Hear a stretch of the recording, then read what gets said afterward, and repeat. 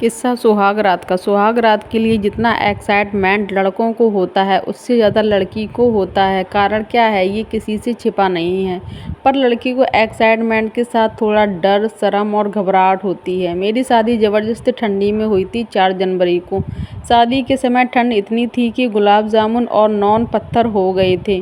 क्योंकि हम बिहार से हैं तो शादी के बाद तुरंत सुहाग रात नहीं होती है।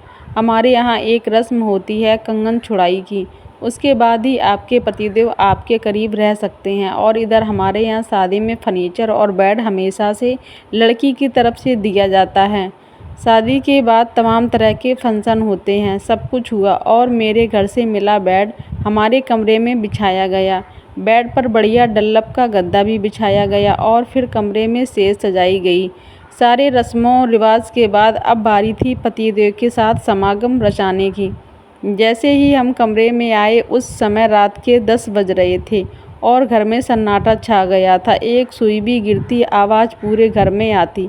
कमरे में घुसते ही जैसे मैं पतिदेव के करीब गई, अजीब सी चिवड़ चिवड़ की आवाज़ आई।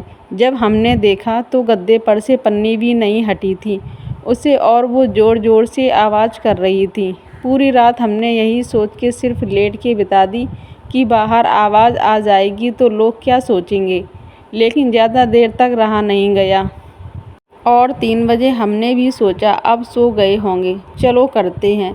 जैसे ही हम दोनों के बीच कार्यक्रम शुरू हुआ, दरवाजे से भाभी की आवाज़ आई और बोली, सो जाइए अब तो पूरी ज़िंदगी साथ रहना है, बहुत समय है। बाहर तक आवाज़ आ रही है। मैं शर्म के मारे लाल हो गई और बिना कुछ हुए हमारी सुहाग रात बन गई।